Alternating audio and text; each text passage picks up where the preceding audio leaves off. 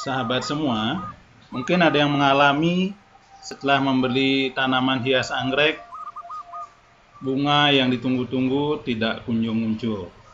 Tentu hal ini sangat mengecewakan, karena ternyata merawat anggrek tidak semudah yang dibayangkan.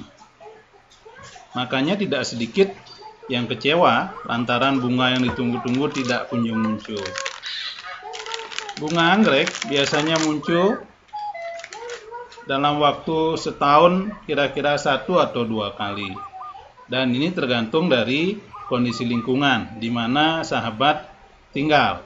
Nah, faktor lain yang mempengaruhi bagus tidaknya pertumbuhan dari anggrek adalah cara perawatannya. Ternyata ada beberapa kesalahan atau hal yang sering dilakukan sehingga menyebabkan tanaman anggrek pertumbuhannya kurang baik. Nah, berikut akan diulas kesalahan-kesalahan yang sering dilakukan. Yang pertama adalah tentang kebutuhan sinar matahari. Sahabat semua, sebagian besar tanaman anggrek tidak memerlukan intensitas sinar matahari yang penuh.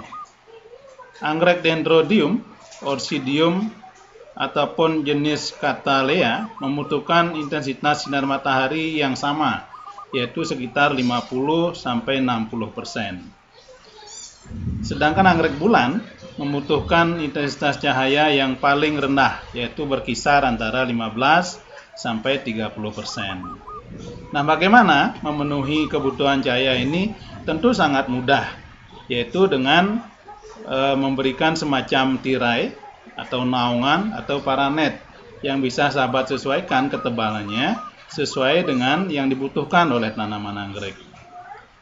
Tapi tidak sedikit juga yang memahami ini dengan salah, yaitu menempatkan anggrek di teras rumah ya, yang minim sekali dengan sinar matahari langsung. Sehingga yang terjadi adalah tanaman anggrek tidak mau berbunga atau mogok berbunga. Nah, selain intensitas dari sinar matahari, yang penting juga diperhatikan adalah lama penyinaran. Lama penyinaran yang diperlukan rata-rata 12-16 jam penyinaran, yaitu dari pagi sampai petang.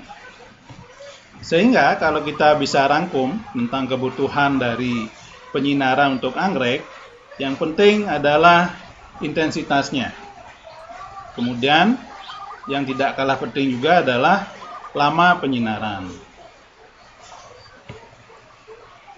Kesalahan kedua yang sering dilakukan adalah menyiram secara berlebihan. Masih sangat banyak dari penggemar tanaman hias anggrek khususnya yang beranggapan bahwa tanaman anggrek perlu air yang banyak, sehingga tanaman anggreknya setiap hari disiram sampai basah. Sebenarnya, sahabat semua, yang diperlukan oleh anggrek bukanlah air yang berlebihan, tapi adalah kelembaban.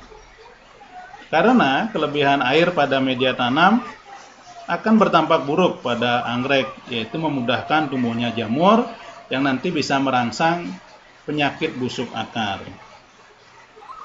Nah, yang perlu diperhatikan dalam penyiraman tanaman anggrek adalah media tanam yang digunakan, kemudian kelembaban lingkungan, temperatur, sirkulasi udara, jenis pot, dan ukuran tanaman.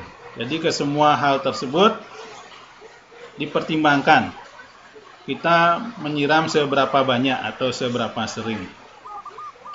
Yang sangat prinsip adalah tanaman anggrek tidak senang dengan air yang melimpah secara terus-menerus. Namun, anggrek memerlukan kelembaban yang tinggi untuk pertumbuhan yang baik.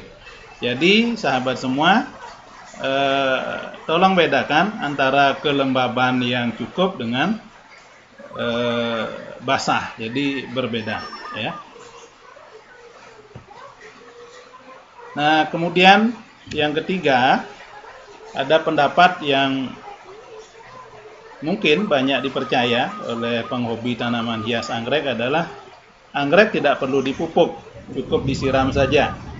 Karena para sahabat penggemar tanaman anggrek beranggapan bahwa anggrek bisa mendapatkan makanannya sendiri dari air atau dari udara atau dari media yang sudah diberikan sebelumnya.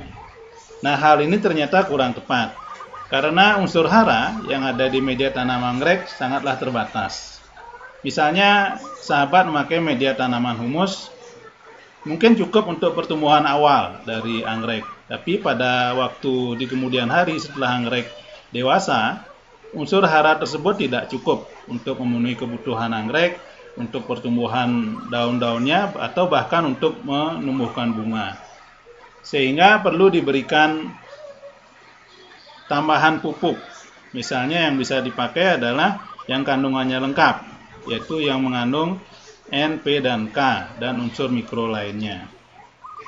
Tentu pupuk yang dipakai pada anggrek harus disesuaikan dengan tingkat umur atau pertumbuhan dari anggrek. Nah, yang keempat adalah memberikan pupuk dengan cara ditabur pada media tanam.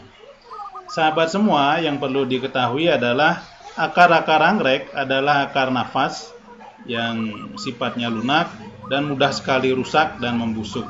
Sehingga dengan menabur media tanam atau pupuk di akar akan meracuni tanaman. Sehingga akar menjadi rusak, pertumbuhan anggrek menjadi tidak baik, dan bahkan akan menyebabkan anggrek mati. Nah, mungkin hal ini banyak tidak disadari oleh para penggemar tanaman anggrek. Nah, cara pemupukan yang benar adalah dengan memupuk dengan cara menyemprotkan. Jadi yang dipakai adalah menggunakan pupuk daun yang disemprotkan di seluruh tanaman anggrek. Kenapa disemprotkan ke seluruh tanaman anggrek? Karena ternyata daun anggrek itu memiliki daya serap cairan yang lebih kuat dibandingkan dengan akarnya. Nah, alternatif lain, jika sahabat ingin memakai pupuk yang ditabur, pilihlah yang slow release atau yang berbentuk granul, kemudian tempatkan pada media tanam. Tentu jangan menempel langsung pada akar, dan pupuk ini akan dilepaskan secara bertahap ke media tanam. Misalnya, jika anggrek memakai media tanam berupa moss, jadi bisa diberikan pupuk yang berupa granul. Nah, yang terakhir adalah karena ingin terus melihat bunga anggrek dan diberi perangsang pupuk bunga secara terus-menerus. Karena tidak sadar dan tidak memperhatikan hal lain yang mempengaruhi pembungaan, maka banyak yang memberikan pupuk untuk merangsang bunga secara terus-menerus. Nah, yang terjadi justru tanaman akan menjadi rusak. Daun-daun dipaksa untuk berfotosintesis dan energinya semua dipakai untuk membentuk bunga. Sehingga tidak ada waktu bagi tanaman untuk menumbuhkan tunas daun baru. Akibatnya, lama-kelamaan sel-sel tua akan mati karena tunas yang muda tidak tumbuh, cadangan makanan yang ada di seluruhnya hanya untuk pembungaan. Akhirnya tanaman lama-kelamaan akan menjadi lemah kemudian mati. Jadi yang penting dilakukan adalah menjaga keseimbangan pada tumbuhan anggrek antara pertumbuhan vegetatif dengan generatifnya.